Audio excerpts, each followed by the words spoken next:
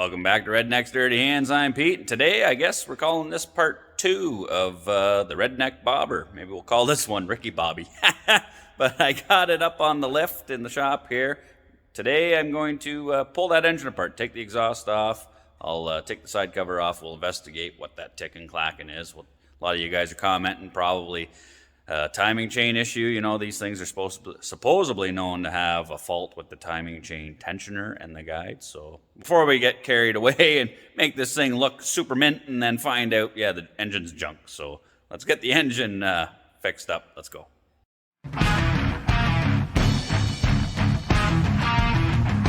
So if you didn't check out the first video of this, that's the 1997 Suzuki Savage 650. I chopped the back section off, got rid of the rear fender, the bags, all that, cut the front fender down, put that side pipe on there so she sounds good.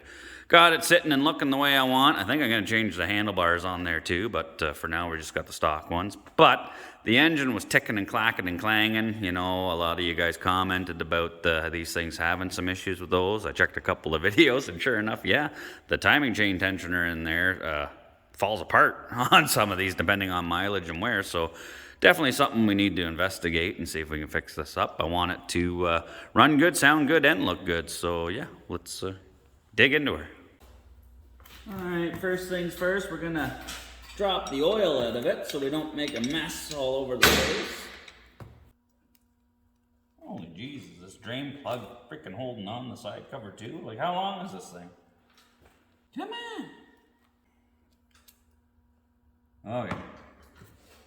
Okay, the oil's draining, so we'll pull the exhaust off while that's going. One of you has commented, said getting a lift for the bike would be easier to work on. I do, I have too. I just been using them as workbenches for the last little while. The T-cap's taken up space on the other one, and this one's been cluttered with all kinds of stuff for basically a year. Now I'm hoping, I tack welded the side pipe to this front exhaust pipe. I'm hoping by undoing this I'll be able to pull it off in one unit. Alright, I put the drain plug back in with the new crush washer I got from the fine folks at Cameron Cycle there in Peterborough. Suzuki dealership just down the highway. They got most of the stuff I need for this thing, I think. So now we'll pull the exhaust off, undo the mount I made here, like so, and then hopefully I undo the main pipe. I'm hoping I can get this all off in one shot without any issues, but I don't know. Things don't usually always work out the greatest for me, but I got a good feeling about this one. Kind of neat too, all the fasteners on here, all the chrome acorn nut kind of looking things. Nice little touch. Just like so. And then hopefully this. Oh yeah, no problem. Now we should be able to pull this whole side cover right off. This one, leave the oil filters down in here. Looks like it's got three 5 mil, maybe. Yes, sir, 5 mil. I think if I get this all fixed up, these side covers are all kind of tarnished and the clear coat or something separating, or the chrome. Maybe I'll sand them up, give them a little freshen up with the little bit of flat black, red action, something like that. I got some high heat flat black. When it's all said and done, I want to clean up the engine, paint it all black, and then polish the fins. Make it look sharp. Yeah, there's some oil in there. Nice one. Little spring, O-ring, and a cute little oil filter. Look at that. Oh, another O-ring in there. Nice one. Now we should be able to pull all these guys off of here. Crack them all loose. But I think I should probably get the choke, or not the choke, the clutch cable off the arm there. Looks like it just has a little metal tab folded over there. got all those cracked loose, and then the clutch cable just goes into the bracket here. It looks like it's got a little tab bent over to hold it in there, so I'll just pry that out, slide that cable out of there, and then hopefully undo it all. That should all come off. There's a little electrical connector in there. I'm not sure. Maybe I'll have to track that down and unplug that. I don't know. Or maybe that's in the... That might be on the engine side, not the case side. We'll deal with that when we get there. I got a couple of different tiny flat screwdrivers. I'm just gonna try the smallest one I got here first. Oh yeah, buddy. Got it started. Come on. You know you want to come out of there. Just do it already. My fingers are too fat to get in there. Grab a little right angle pick. Pull it out of there. Come on, you. There you go. Dirty dog. Okay. Now, we'll switch over to the impact driver here. Let's just pull all these bolts out. Ooh, that one there, it's got like a little rubber washer. Might have to, does that one have a little washer? Nope. Might have to mark that hole that I just pulled this one out of, because, yeah, little Sharpie action on there, just to make sure we know. Keep an eye out for any other ones that have those washers on there. I'm not sure. It looks like this one here. Actually, I can already tell that one has one, so we'll give that one a mark too. This one's got one. It's like the four corners. Not sure about those ones. We'll check those. See? Another one with a washer. There's another one. That one's stuck on there. Come on, you. Like DJ Khaled. Another one. That one doesn't want to come off, so we'll leave it on there. Now, we should be able to separate this cover. Come on. Just like so. Ooh. And I think you guys were right. I don't know if you can see that right there, but I just pulled that off, and we'll take you in. There is that timing chain tensioner, and it looks like it's falling apart. That is guaranteed the issue. Nice one. Look at that. It's like teetering on the point of falling out of there. That would have been catastrophic. Yeah, I'm pretty glad I decided to take this apart instead of just ripping it around, man, because if that fell down out of there, like shrapnel everywhere, like it would have totally grenaded this engine. That's not good. But I did see there was a video a fella does a modification on these, I guess, to the service interval of how the chain wears. The tensioner's too short and it just ratchets and falls out. So you can.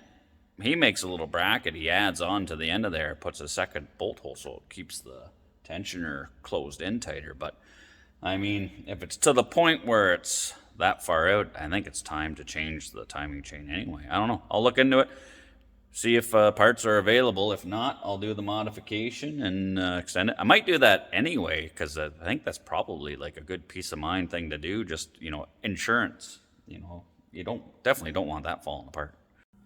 Yeah, like that tensioner isn't really doing much of a job of tensioning anything, really. So, yeah. Floppity flop flop. Oh, yeah, buddy. Oh, we're having so much fun. Bam, bam, bam, bam. Flop. Kaboom! No more fun. So I think what I might do is I'll just go ahead and do the tensioner mod and slap it back together real quick. Throw a little bit of oil in it, fire it up, and see if the noise is gone. If it is, we're winning. What happens if we undo some of this stuff? And there she goes. Now that only released like maybe 1/8 of an inch, and it came apart. So the spring's still in there. Everything is all together, but I think what the mod is you just kind of add a bit of material to the length of this, drill a second hole in it, and that way it pushes that plunger further back into the tensioner to keep it from falling apart like it has just done. And this thing, it's just a ratchet style tensioner. It's got, I don't know if you can see that, those little grooves on there. There's a paw in here that catches it, so the spring just pushes it out as it wears, locks it in so it can't go back in. But I guess the barrel of it's just short enough that, just like so. Okay, let's modify this guy. I've got a little piece of scrap flat stock that is basically the same thickness as this guy. So what I'll do is trace the profile of this guy on here.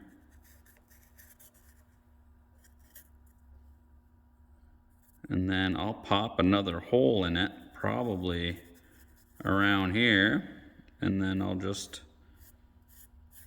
taper it off kind of the same, you know, cut it, I'll weld it there. Tickety-boo, we'll be extending it. I don't know, just kind of eyeballing it. I don't know what the actual measurement will be, but we'll figure it out. I'll drill the hole, cut it out, we'll go from there. Pretty straightforward, just find a drill bit that fits the hole in the original end of the tensioner there. And we'll pop a hole in this bracket. We'll go right about here. Doesn't have to be exact. We're just guessing here. Might have to center drill this guy though. Yeah. Yeah, center drill. Go with a smaller bit first. Hopefully we can get her started.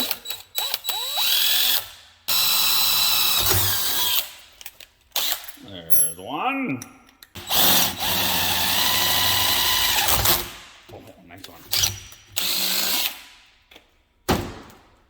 Okay. We got our hole popped in there. Now we just got to trim out our bracket.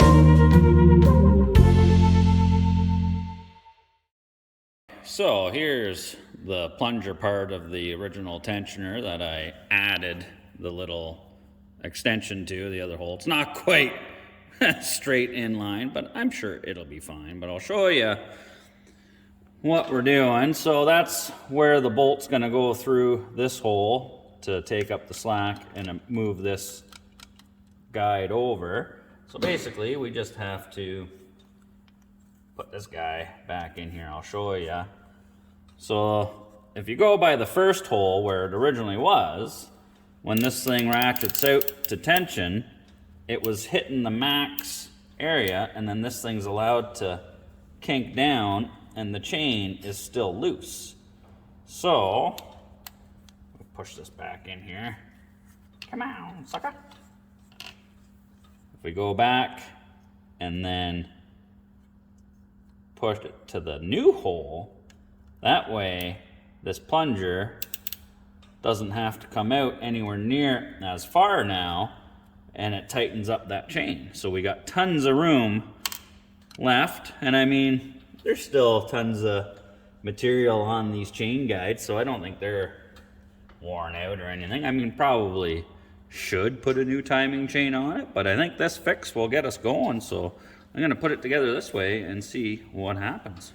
This is still clipped and pinned there, so I'll just put the ratchet part to the bottom, take the spring, stick it in there, and there's a little lever on the bottom of this guy. You gotta bend it, click it all the way to the back, and that'll allow you to get this started in here anyway.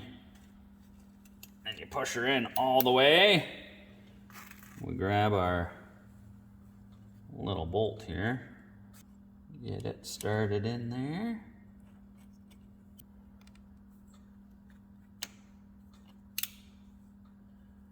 Okay, tighten this fella up.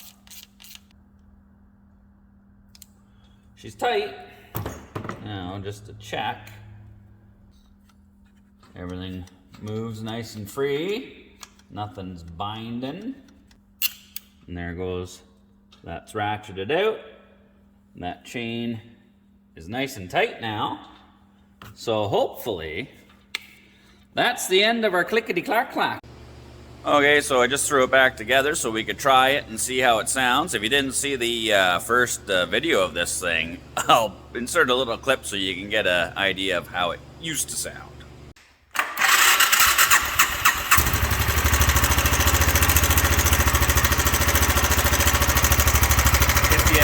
If you hear that, kind of sounds like something's clanging around in there.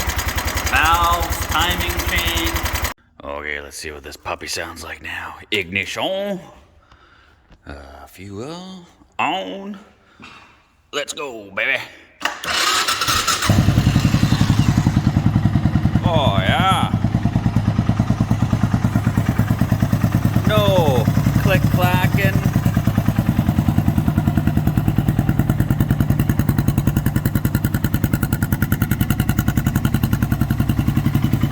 Nice and quiet there. Let's give her a couple of reps.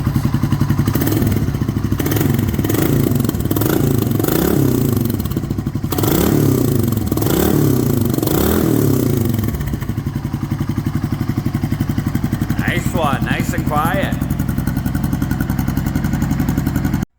All right, well, that's a huge relief. That's sounding much better. That sounds like Lely's now, you know. I was a little worried after we bought Lely's and heard how quiet it was compared to this one. I thought I was foobarred, you know. I thought gonna have to start looking for another motor or maybe upgrade, go to a bigger bore or something like that, because this motor I thought was junk. But you guys pointed out there's a huge flaw with these things, that the timing chain tensioner just overextending, you know, and it was slacked off.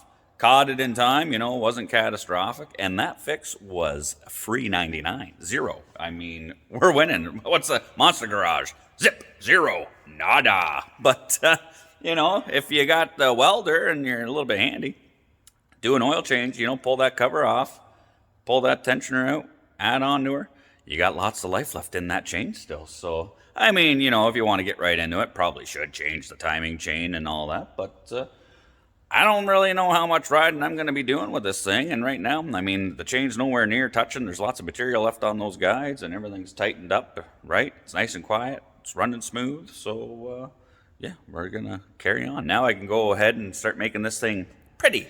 Throw some paint to it. We're getting closer and closer to my bike being ready to go. Even my daughter, she came out.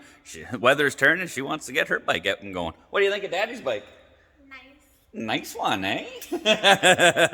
So we're making some good headway on it. Probably going to end this video here. Just wanted to show why I wanted to investigate what was going on with that motor and see if I could fix it and do a repair video on that.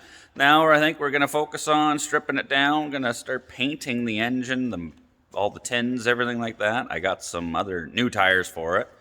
And she's dancing around in the background there.